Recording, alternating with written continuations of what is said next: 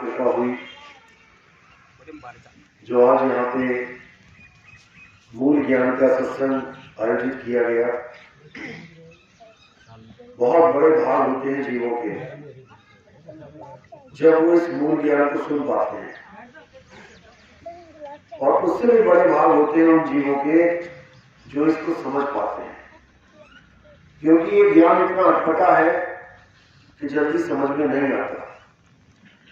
इसलिए शायद में बोला, कबीर ज्ञान अटपटा और झटपट लखा ना जाए, जो इसको झटपट लखे तो सब खटपट लग जाए। तो आज इसी ज्ञान का यहाँ पे खुलासा किया जाएगा, और मालिक से अरदास करूंगा कि सब भक्तों का विवेक बिल्कुल जागे और सत्य सत्य का निर्णय करे।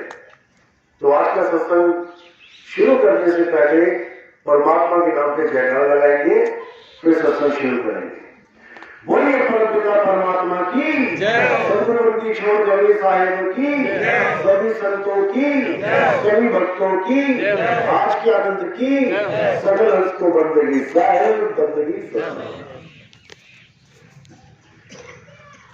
तो जैसा कि आप लोग जानते ही हैं कि कबीर साहब के आने का मकसद क्या था इस दुनिया में।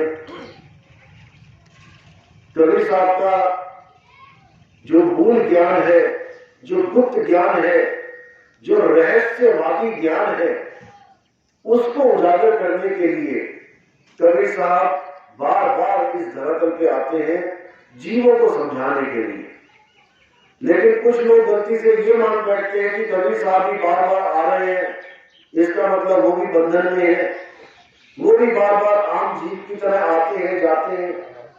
सतयुग में सत्सुगत नाम से आते हैं, त्रेता में मुनिंद्र नाम से आते हैं, द्वापर में करुणामय नाम से आते हैं, कलयुग में कबीर नाम से आते हैं। देखो वो भी तो आ रहे हैं जा रहे हैं। कुछ लोग ऐसा कह के भ्रमित कर देते हैं कि कबीर साहब भी एक आम इंसान है, लेकिन ऐसा बिल्कुल नहीं है। कबीर साहब इस दुनिया में आ रहे हैं, वो हमारी खातिर आ रहे हैं, नहीं तो उनको आने की जरूरत नहीं है। वो तो विदेही अवस्था में रहते हैं, उनको आगे जाने की जरूरत नहीं है।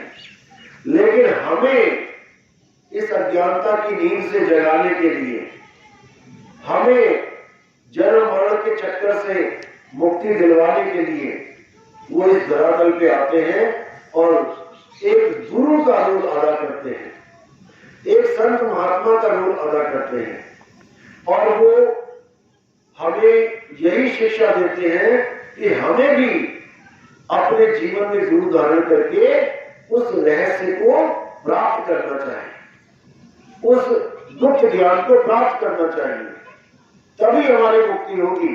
नहीं तो हम क्या करते रह जाएंगे, हम नाम जपते रह जाएंगे। क्योंकि कबीर साहब के आने से पहले भी इस दुनिया में तरह तरह के नाम चलते थे। हिंदू भी थे, मुस्लिम भी थे। हिंदू राम राम करते थे, मुसलमान कलमा पढ़ के नमाज पढ़ के अल्लाह करते थे, लेकिन करते दोनों ही थे। एक भी ऐसा नहीं था जो राम राम नहीं करता था, अल्लाह अल्लाह नहीं करता था। तो अगर राम राम और अल्लाह अल्लाह करने से ही मुक्ति मिलती है तो कबीर साहब को आने की जरूरत ही नहीं थी। सब अपने राम राम और अपने अल्लाह अल्लाह में खुश थे, कबीर साहब को आने की क्या जरूरत पड़ रही थी। क्योंकि कुछ लोग कहते हैं कि कबीर साहब इस दुनिया में नाम जपवाने आए थे, कि भगवान का नाम जपो। ये सरासर अज्ञान है। कबीर साहब इस दुनिया में नाम जपवाने नहीं, नाम छुड़वाने आए थे। जब तक ये समझ में नहीं आया तब तक कल्याण नहीं हो सकता। बाबा नानक भी इस दुनिया में नाम जपवाने नहीं आए थे, नाम छुड़वाने आए थे। जो नाम हम पकड़ के बैठे थे, क्या बोला नानक साहब ने, अरे राम राम करता जग फिरे, राम न पाया जाए। कि राम राम करने से राम नहीं मिलता भाई, राम को समझना पड़ता है कि राम है क्या। राम कोई केवल नाम नहीं है, राम एक तत्व है, राम एक वस्तु है। और वो वस्तु कहाँ है? वो हम सबकी आत्मा में रम रहा है। जो तिल माही तेल है, जीव चकमक में आग, और तेरा साईं तुझ में है, जाग सके तो जाग। कस्तूरी कुंडल बसे मृग ढूंढे बनमाही, ऐसे रमता राम है ये दुनिया जाने नहीं। सारी दुनिया उसको राम मान बैठी है जो दशरथ के पुत्र दिखाई देते हैं, जबकि राम वो है जो दशरथ के पुत्र को भी चला रहा है, यानी राम जी के शरीर को भी जो चला रहा है वो है असली राम। और वो कौन है? वो आत्म राम है। एक तो काया राम है जो धनुष बाण लेके खड़ी है, और एक आत्म राम है जो धनुष बाण लेके खड़ी काया को लेके खड़ी है। इसको समझना पड़ेगा। जो धनुष बाण वाली काया राम है वो पानी में जलमग्न हो गई थी, शरीर पानी में छोड़ दिया था, जल गया।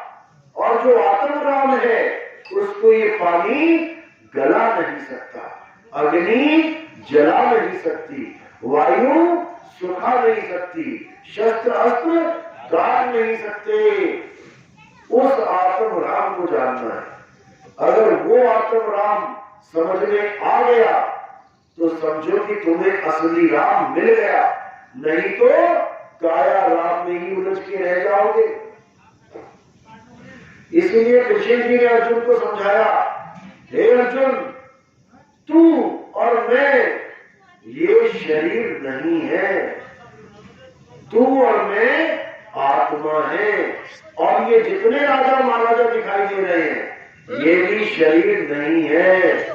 ऐसा कोई समय नहीं था, अध्याय दूसरा पढ़ो, ऐसा कोई समय नहीं था जब मैं, तू और ये राजा महाराजा नहीं थे, और ऐसा कोई समय नहीं आएगा भविष्य में जब मैं, तू और ये राजा महाराजा नहीं होंगे। यानी हम सदा सदा अटल रहते हैं, हमारा कभी जन्म और मृत्यु नहीं होती। जन्म और मृत्यु किसकी होती है? इस काया की होती है। शरीर पैदा होता है, शरीर मर जाता है, लेकिन हम तुम अजर अमर अविनाशी आत्मा है, हम और तुम कभी नहीं मरते। इसी को समझना है। तो हम और तुम शरीर नहीं है, हम और तुम आत्मा है। तो फिर ये शरीर कौन है? ये शरीर पांच तत्वों का पुतला है। हम और तुम पुतले नहीं है, हम और तुम तो इस पुतले को चलाने वाली आत्मा है। ये पुतला कैसा है? ये पांच तत्वों का पुतला आदमी और औरत जैसा है। शरीर आदमी और औरत जैसा है। किसी को आदमी का शरीर पकड़ा दिया, किसी को औरत का शरीर पकड़ा दिया, यानी कपड़े हैं ये। किसी को आदमी के कपड़े पहना दिए, किसी को औरत के कपड़े पहना दिए। अब जिसने ये पहना है कपड़ा, वो खुद को भूल गया कि मैं क्या हूं। अब अपने आप को कपड़ा मान के बैठ गया कि मैं तो आदमी हूं, मैं तो औरत हूं। यही अज्ञान है। ये कपड़ा तो जीवात्मा ने पहने हैं, और जब ये कपड़ा पुराना हो जाता है, हे अर्जुन, ये आत्मा के कपड़े शरीर हैं। जब शरीर यानी कपड़ा जर्जर अवस्था में आ जाता है तो आत्मा इस शरीर को छोड़ के दूसरे कपड़े धारण कर देती है। जैसे मैंने किए, कैसे? सबसे पहले कौन सा कपड़ा धारण किया गया? मछली का, मत्स्य अवतार। विष्णु जी के 10 अवतार देखिए कौन कौन से हैं। पहला कपड़ा मत्स्य अवतार का किया गया, उस कपड़े को छोड़ दिया। अगला कपड़ा कछुए का पकड़ा, कछुए का कपड़ा पहना, पूर्व अवतार, जब समुद्र मंथन हो रहा था, उसको भी छोड़ दिया। तीसरा अवतार जंगली सुअर का पकड़ा, वराह अवतार, उसको भी छोड़ दिया। फिर नरसिंह अवतार पकड़ा, उसको भी छोड़ दिया, वामन अवतार पकड़ा, कृष्ण अवतार पकड़ा, राम अवतार पकड़ा, ये सारे शरीर पकड़े छोड़ दिए। अब कोई सोचे कि विष्णु जी मछली है, कोई नहीं सोचेगा। कोई ये सोचे कि विष्णु जी कछुआ है या विष्णु जी जंगली सुअर है, कोई नहीं सोचेगा। क्यों? क्योंकि सबके दिमाग में एक बात फिट हो चुकी है कि विष्णु जी आदमी है, वो आदमी जैसे दिखाई देते हैं। बस यही अज्ञान है। ना तो वो मछली है, ना वो कछुआ है, ना वो आदमी है, ये सब तो शरीर है। तो विष्णु जी है क्या?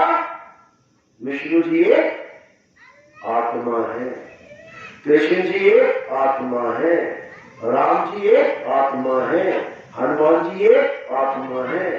लेकिन हम आत्मा को क्यों ना जान के केवल शरीरों की पूजा में लग गए, इसलिए हमने दुनिया भर के मंदिर मस्जिद बना दिए। अगर हम आत्मा की पूजा में लग जाए, हे अर्जुन, इस दुनिया में पूजनीय केवल सत्य है और सत्य आत्मा है। आत्मा के अलावा सब झूठ है, सब नाश हो जाता है। ये धरती, आकाश, पाताल, हवा, पानी, ये सारे शरीर, ये मंदिर, मस्जिद, गुरुद्वारे, ये सब नाश हो जाएंगे, एक दिन टूट जाएंगे, क्योंकि इंसान ने बनाए हैं, टूट गए। लेकिन जो असली चीज है, जो कभी नहीं टूटती, जिसका कभी नाश नहीं होता, वो केवल और केवल आत्मा है। इसीलिए अगर तुम सत्य को पाना चाहते हो, आत्म ज्ञान को पाना चाहते हो, तो तुम्हें कहां जाना चाहिए? अध्याय 4 34वां श्लोक। हे अर्जुन, किसी ऐसे गुरु की शरण में जा जो तुझे तेरा ही ज्ञान करवा दे, जो तुझे तेरा ही बोध करवा दे, जो तुझे तेरी आत्मा का ज्ञान करवा दे। ऐसे गुरु की शरण में जा, ना कि उन गुरु की शरण में जाना है जो तुम्हें कोई नाम जपवाए, जंतर मंत्र में उलझाए, तीर्थ पूजा व्रत में उलझाए। नहीं, एक बार तत्व ज्ञान हो जाने पर, यानी एक बार आत्म ज्ञान हो जाने पर, तुम कभी अज्ञान में नहीं पड़ते हो, तुम कभी अज्ञान में नहीं रमते हो, फिर तुम ज्ञान में आ जाते हो और तुम नित्य शाश्वत अजर अमर अविनाशी आत्मा के चिंतन में लग जाते हो। और धीरे धीरे धीरे धीरे करके तुम अपनी ही आत्मा में स्थित हो जाते हो। इसी को स्थित प्रज्ञ बोला गया है गीता में। स्थित प्रज्ञ को यानी स्वरूप सिद्ध को किसी अन्य जीव पर आश्रित रहने की आवश्यकता नहीं रह जाती, वो अपने आप में ही पूर्ण हो जाता है। यही कबीर साहब समझाते हैं कि आत्म ज्ञान बिना नर भटके, कभी काबा कभी काशी, और जल में नींद प्यासी, मुझे देखती आवे हंसी। अपनी आत्मा को भूल के, अपनी आत्मा को ना जान के हम दुनिया भर की पूजा पाठ में लग गए। जो हमारे चोले से भी नीचे की जूने हैं, हम उनको पूजने लग गए। ये पीपल, ये पेड़ पौधे, ये नीचे की जूने हैं। ये जानवर, कोई चूहों को दूध पिला रहा है, कोई सांप को दूध पिला रहा है, कोई गाय की सेवा कर रहा है, ये सोचने की मुक्ति मिल जाएगी, जबकि वो उससे इंसान से नीचे की जूने। यहां तक कि कबीर साहब ने कह दिया कि इस देही को सिमरे देव सो देही कर हर की से, इस देही को सिमरे देव सो देही कर हर की सेव। इस देही को देवता भी सिमरण करते हैं कि हमें ये मनुष्य चोला मिल जाए, हमारी मुक्ति हो जाए, और ये मनुष्य देवताओं की पूजा में लगा हुआ है। जबकि गीता में देवताओं की पूजा को बिल्कुल मना किया गया है।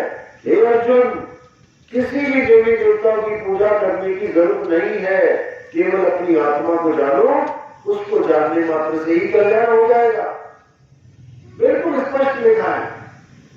यहां तक कि कृष्ण जी ने अपने समय में, जब वो आए हुए थे द्वापर में, गोकुल वासियों को बिल्कुल मना कर दिया था देवी देवताओं की पूजा करने के लिए। कब किया था?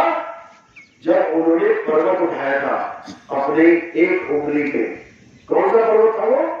गोवर्धन। गोवर्धन पर्वत था। क्यों उठाया था वो? झगड़ा चल रहा था कृष्ण जी का।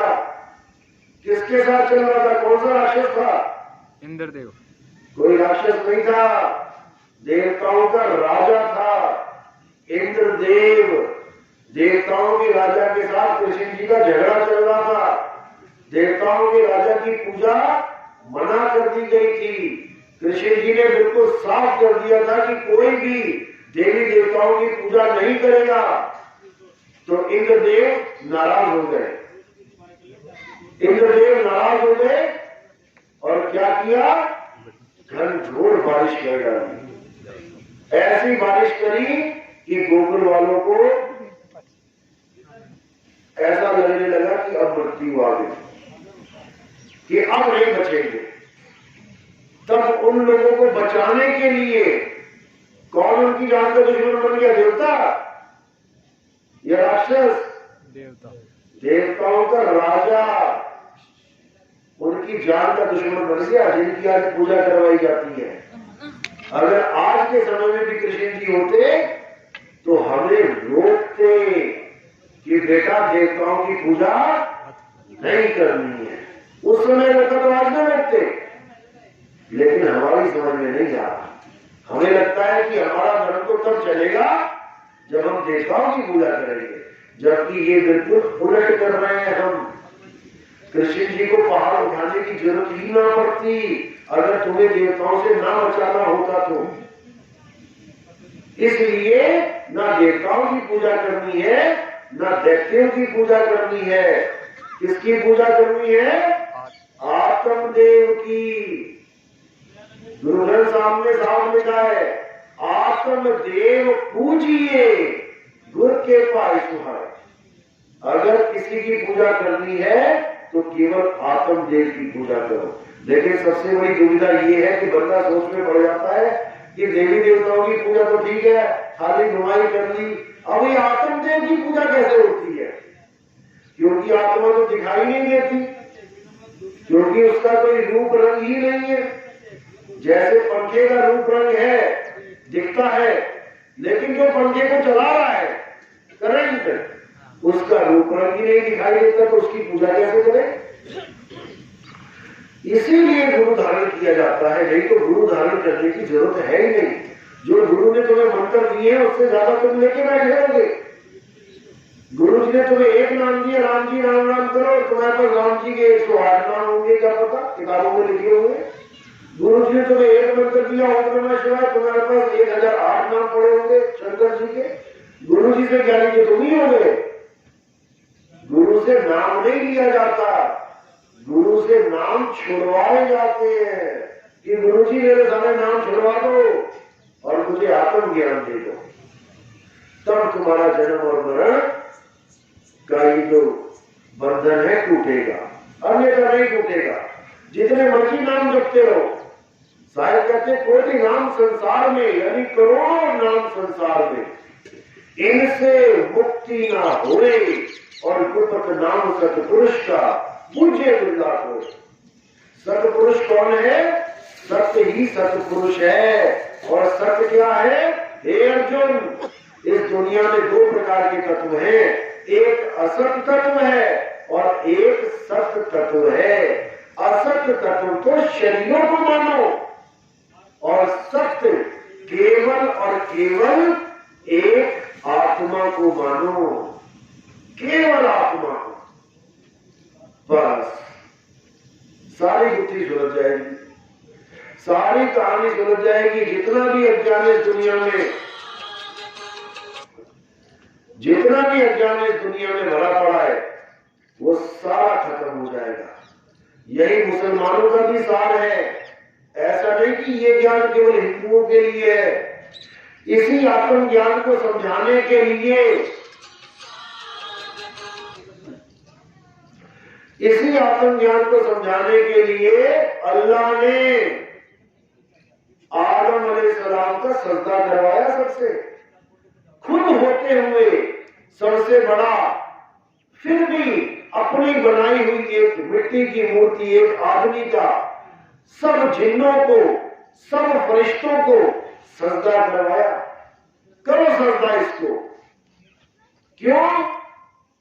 क्योंकि इसको आम आदमी मत समझ लेना कि ये केवल मिट्टी का पुतला है। इसमें जो आत्मा स्थित है उसको जानना है। वो मेरा ही रूप है, वो मेरा ही रूप है। अगर मुझे ढूंढना है तो आत्मा को सजदा करना, शरीरों को मत करना। इसीलिए मुसलमान किसी शरीर को सजदा नहीं करते, किसी भी शरीर को नहीं सजदा करते। लेकिन जितनी बार नमाज पढ़ते हैं 2 बार सजदा करते हैं। एक बार आदम अलैहिस्सलाम के नाम पे और एक बार अल्लाह के हुक्म के नाम पे। अल्लाह को हर मुसलमान यहां से लेके अरब देश तक 2 बार सजदे करता है नमाज में, लेकिन समझ नहीं पा रहा कि मैं 2 बार क्यों कर रहा हूं। जिस दिन उसको समझाने वाला कोई गुरु मिल जाए, कामिल मुर्शिद मिल जाए, उस दिन हर मुसलमान की मुक्ति हो जाएगी। लेकिन जब तक वो इस ज्ञान को नहीं समझेगा कि खुदा रहता कहां है, खुदा को मान रहा है मुसलमान, लेकिन खुदा को जान नहीं रहा है, क्योंकि खुदा खुद में बसा है। जब तक खुद को नहीं जाना तब तक खुदा को नहीं पाओगे। नाम भी देखो कैसा रखा है, खुदा। खुद से ही बना है खुदा, क्योंकि वो खुदा हमसे जुदा है ही नहीं, बस हम उसको पहचान नहीं पा रहे हैं। इसीलिए कुरान में बोला गया कि जो रूह है वो कभी फना नहीं होती, वो कभी फना नहीं होती। तो फिर तो 2 अविनाशी हो गए, फिर तो अल्लाह अविनाशी हो गया, रूह भी अविनाशी हो गई, फिर तो 2 अविनाशी हो गए। लेकिन ऐसा नहीं है, उसी रूह में अल्लाह का वास है, लेकिन वो अपने आप को समझ नहीं पा रही है, इसलिए केवल नमाजें अदा कर रही है। बस मान रही है अल्लाह को कि हाँ अल्लाह तो सबसे बड़ा है, अल्लाह तो सबसे बड़ा है, लेकिन अल्लाह है कहां, मिलेगा कैसे, ये कोई नहीं समझ पा रहा। इन लोग को ये समझा दिया गया है कि कोई भी अल्लाह से बात नहीं कर सकता, कोई अल्लाह को देख नहीं सकता, जबकि इनके ही नबी अल्लाह से बात भी करते थे, अल्लाह को देखते भी थे। लेकिन इनको ऐसा समझा दिया गया है कि कोई अल्लाह से मिल ही नहीं सकता, इसलिए ये बिगड़े हो गए हैं कि अल्लाह से तो कोई मिल ही नहीं सकता, बात ही खत्म कर दी। ऐसा नहीं है। मूसा अलैहिस्सलाम अल्लाह से बातें करते थे पहाड़ पे चढ़ के, वो कैसे कर सकते हैं, हम क्यों नहीं कर सकते? क्योंकि हमें कामिल मुर्शिद नहीं मिला है, हमें वो अल्लाह का भेद बताने वाला नहीं मिला, इसलिए हम केवल सजदा कर रहे हैं, हम उसकी इबादत कर रहे हैं, लेकिन उसको प्राप्त नहीं कर पा रहे। लेकिन जब तक जीते जी हमने उसको नहीं जान लिया, उसको प्राप्त नहीं किया, हमारे सजदे का कोई मतलब नहीं रह जाता। यानी हम पानी को तो सजदा कर रहे हैं, प्यास लगी है पानी को तो याद कर रहे हैं, लेकिन सारी उम्र हमें पानी पीने को नहीं मिल रहा है, तो क्या फायदा उसका? यही कबीर साहब ने समझाया कि तुम केवल नाम जपते जा रहे हो, जपते जा रहे हो, जपते जा रहे हो, सारी उम्र भी इतने नाम जपते, लेकिन वो चीज नहीं मिली। इसीलिए मना किया, नाम है जप में, नाम है तप में, ना एकांत निवास में, वो को कहा ढूंढे बंदे, मैं तो तेरे पास में। जब वो मेरे पास में है तो फिर मुझे मिल क्यों नहीं रहा? जबकि अल्लाह के लिए भी ये बोला गया, अल्लाह जर्रे जर्रे में है। जब जर्रे जर्रे में है तो क्यों अनुभूति नहीं हो पा रही उसकी? क्योंकि मैं गलत जगह ढूंढ रहा हूं।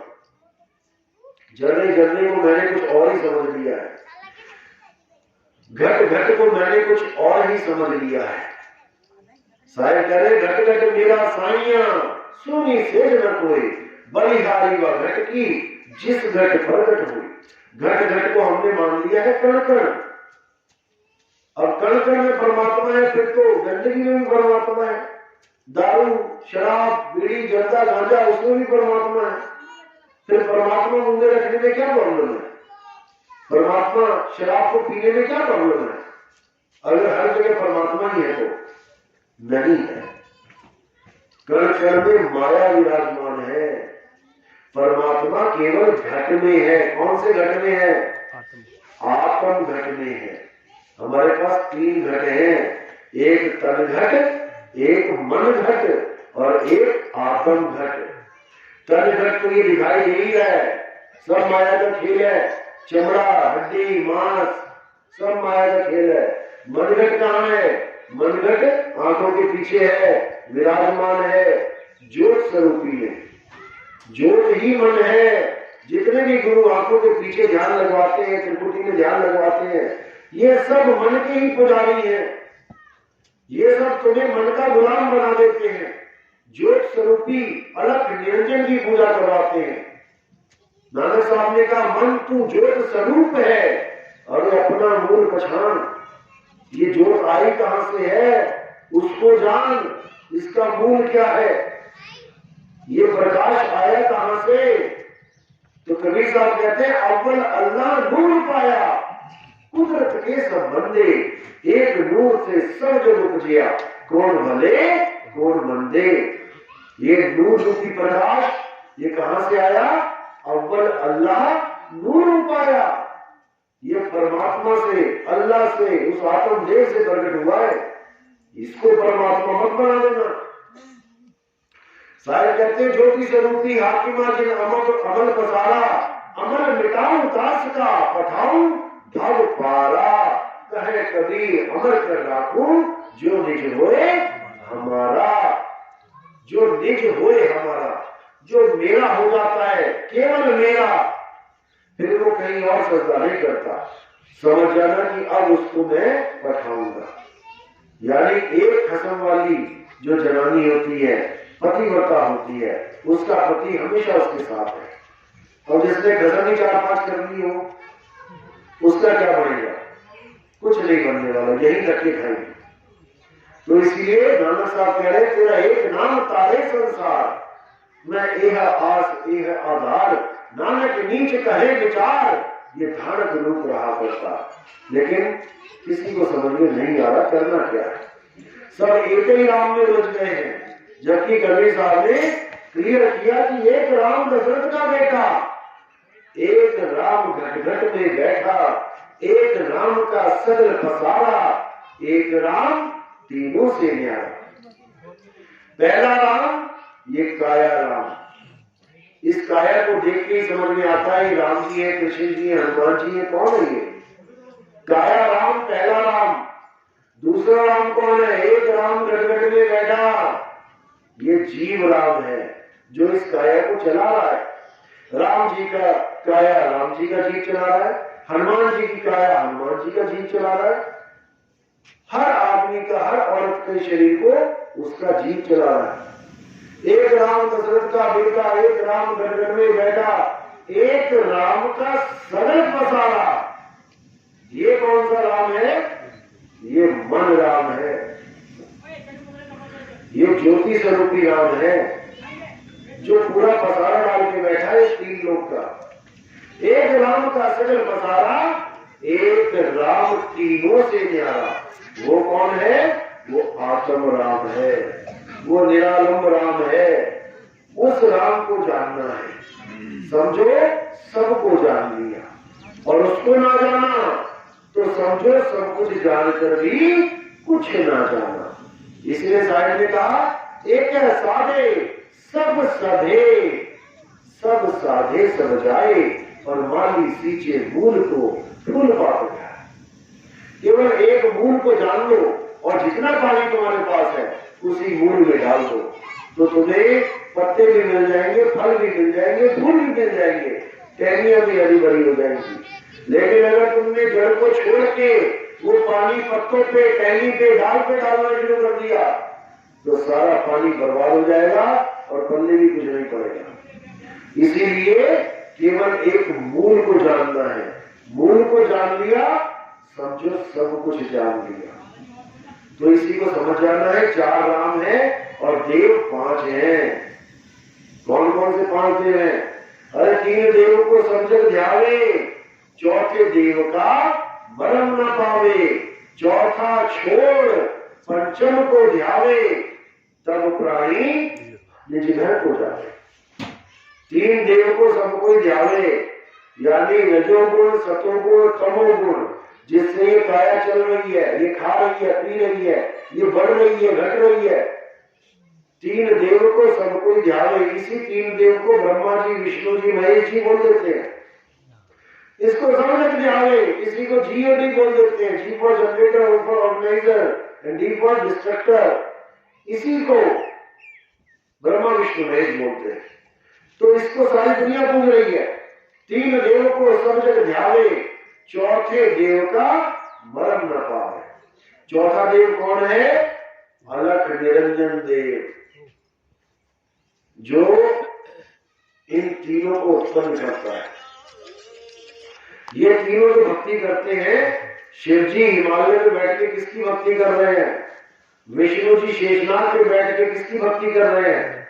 ब्रह्मा जी कमल पे बैठ के किसके ध्यान में लीन है?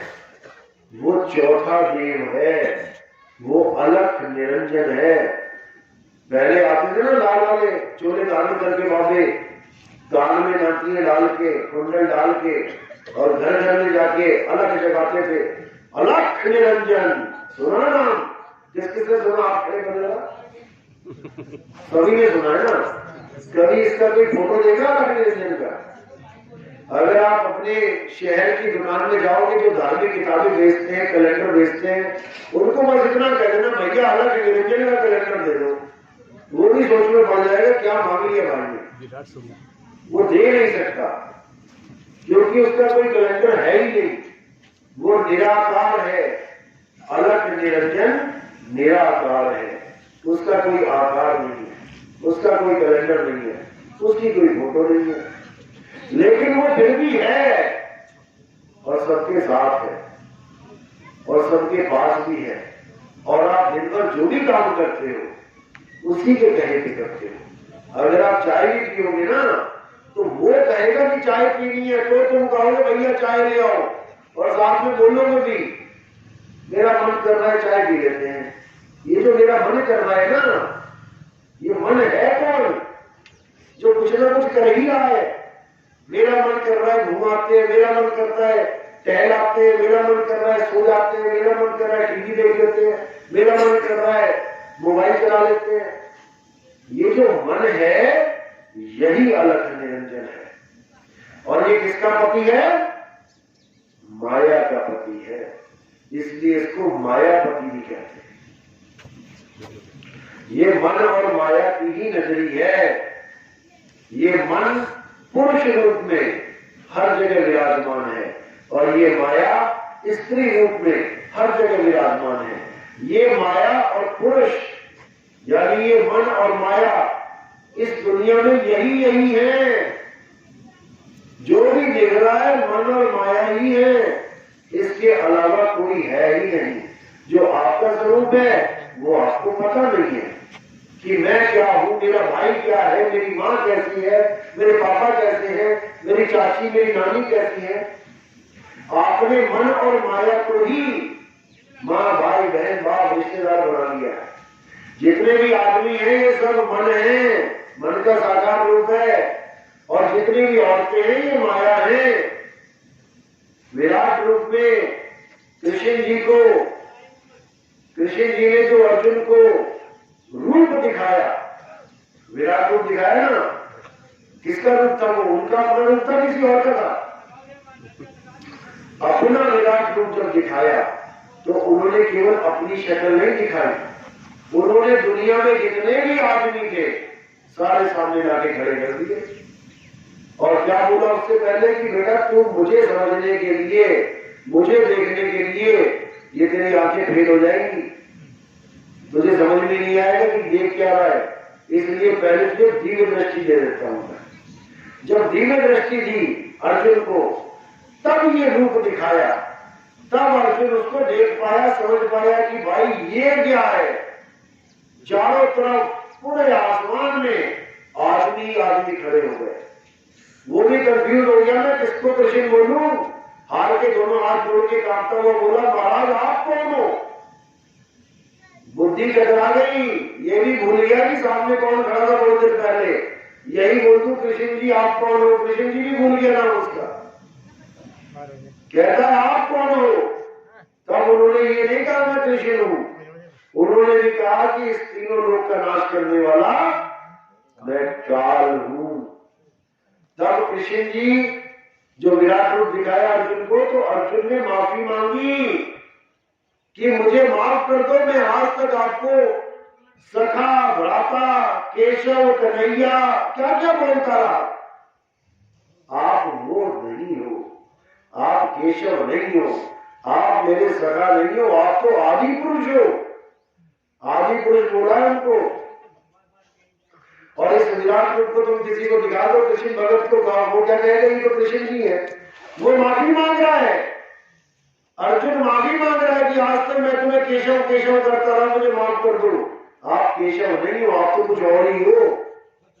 केशव का तो केवल तुमने रोल अदा किया, केवल रोल अदा किया, एक पुतला शरीर धारण करके, जबकि तुम तो अनंत हो, सारे शरीर तुम ही हो, और मैं तुम्हें केवल एक केशव मानता रहा। माफी मांगी है, अध्याय 11 पढ़ो, क्षमा मांगी है उसने। तो इसीलिए जब हमें दिव्य दृष्टि मिलती है तो यह ज्ञान समझ में आता है। गुरु का ज्ञान ऐसे नहीं समझ में आता। जब दिव्य दृष्टि मिलेगी तो हर जगह निरंजन दिखाई देने लगेगा। जो अलग है वो लखने में आ जाएगा। साहिब कहते हैं मैं तो लखा 3 लोक में, तू क्यों कहे अलग। तूने अपने नाम के आगे अलग क्यों लगा रखा है? मैं तो जहां देखता हूं तू ही तू है। ये जितने शरीर हैं यही अलग निरंजन है, और जितनी लड़कियों औरतों के शरीर है यही आदि माया है, जग जननी है। कौन पैदा कर रही है जगत को? पत्थर की मूर्ति पैदा कर रही है क्या? जग जननी किसको मान बैठे हो? पत्थर की मूर्ति को। और बच्चे कौन पैदा कर रही है? घर की औरत। तो जग जननी वो पत्थर की मूर्त हुई या घर की औरत हुई?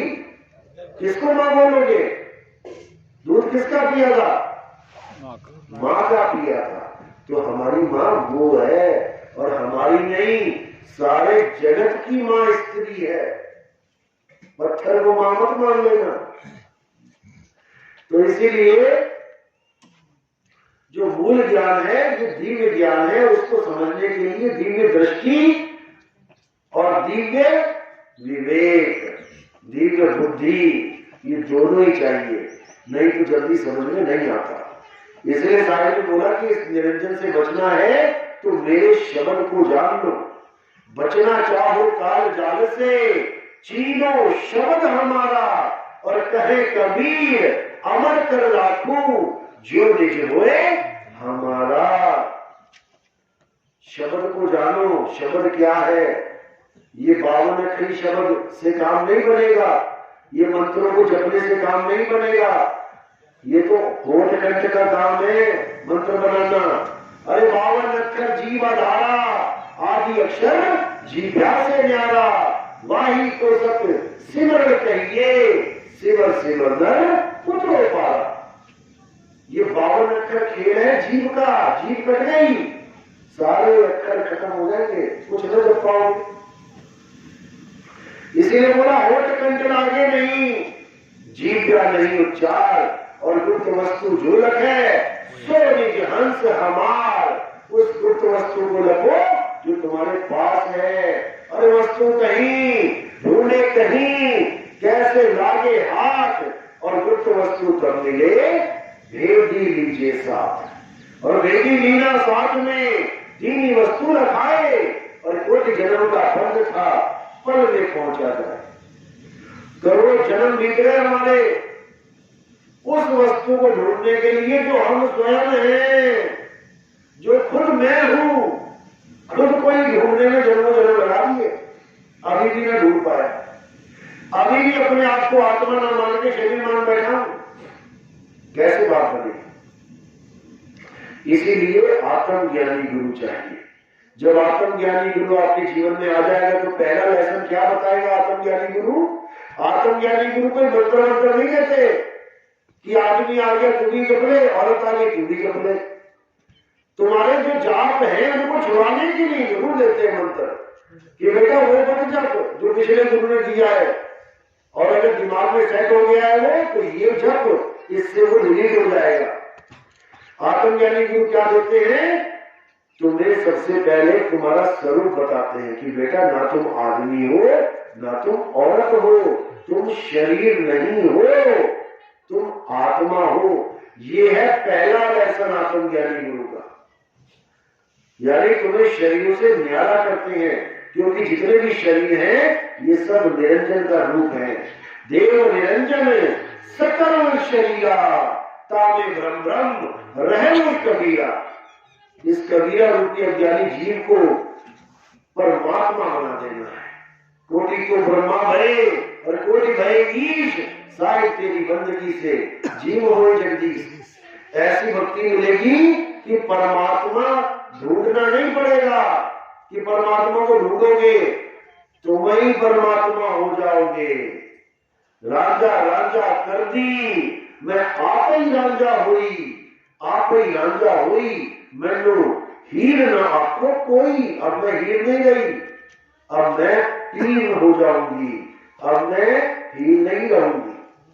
गंगा नदी समुद्र में गिरती है तो गंगा नहीं रहती, उसके बाद वो समंदर ही हो जाती है। इसी को समझना है।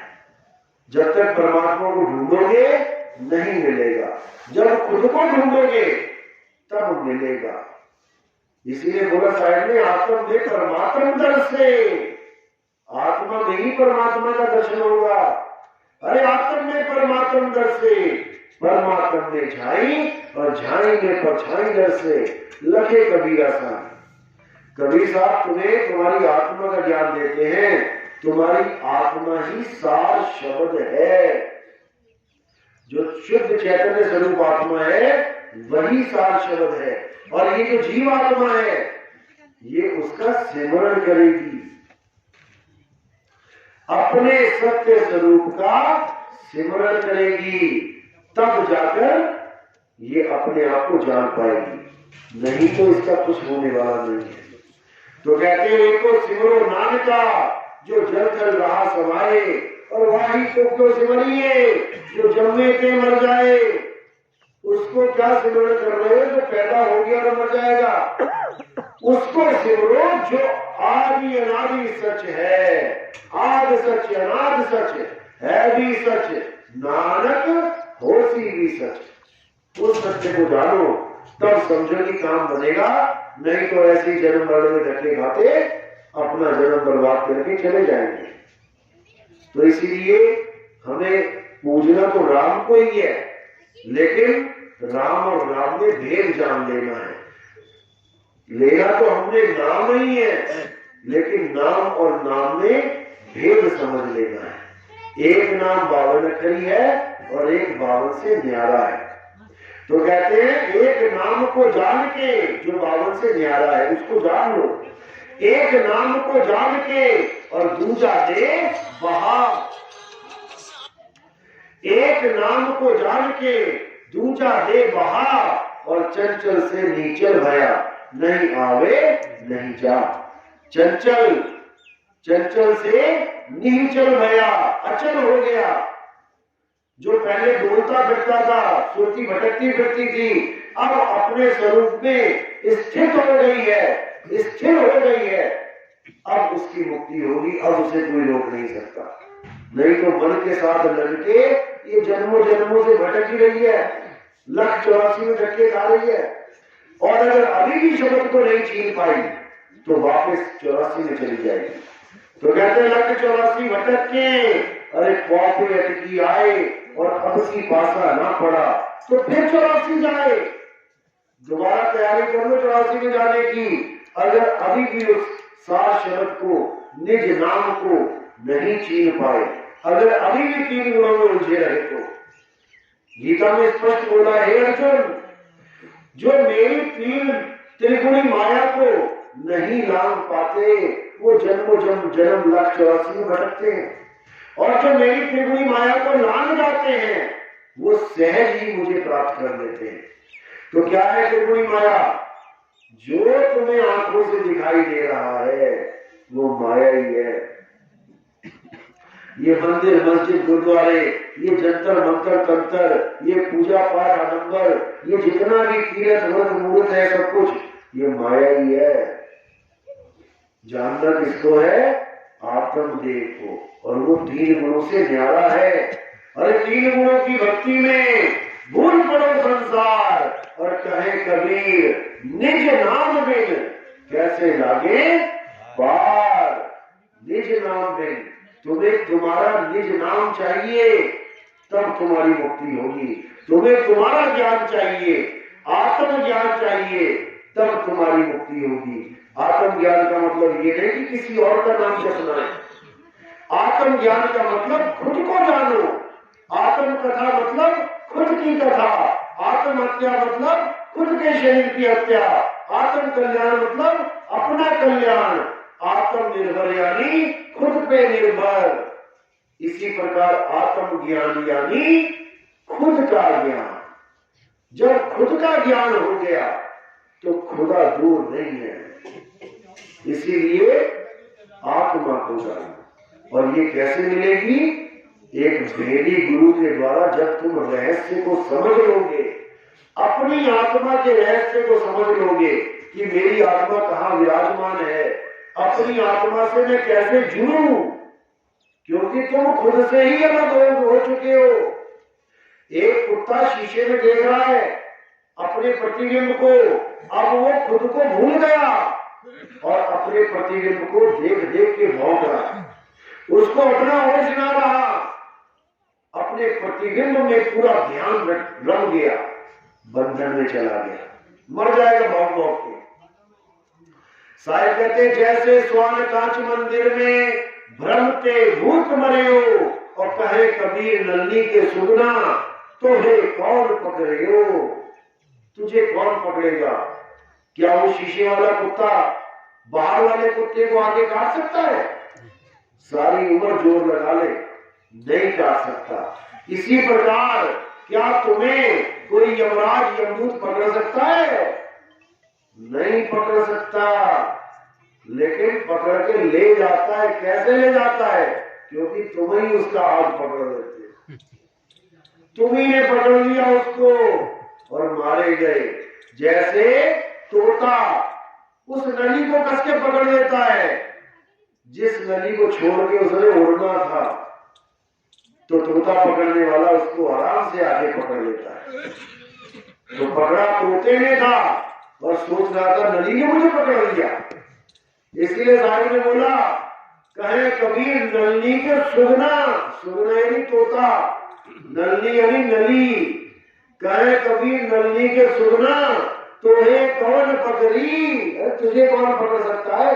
लेकिन तू अपने स्वरूप को जान ले, क्योंकि यमराज आएगा, यमदूत आएंगे, केवल देही को पकड़ सकते हैं वो। जैसे तुम मेरा हाथ पकड़ लो, तुमने क्या पकड़ा? हाथ पकड़ा, मेरी आत्मा को थोड़ी नहीं पकड़ लोगे। लेकिन अगर मैं इस आत्मा को इसी शरीर में रमा हुआ रहने दूं तो तुम मेरी आत्मा को भी पकड़ के बैठे हो। जहां जहां तुम शरीर दे जाओगे वहां मुझे जाना पड़ेगा। और जैसे मैं शरीर छोड़ दूंगा तो तुम्हारे हाथ में केवल लाश रह जाएगी, केले का छिलका रह जाएगा और केला गायब। इसी प्रकार आत्मा को कोई नहीं पकड़ सकता, लेकिन ये आत्मा अपने आप को जान ले तो, नहीं तो ऐसे ही जन्म वालों में भटकती रहेगी। चलो आज का सत्संग यही समाप्त करते हैं। प्रथम दीक्षा वाले कौन है? हाथ खड़ा कीजिए।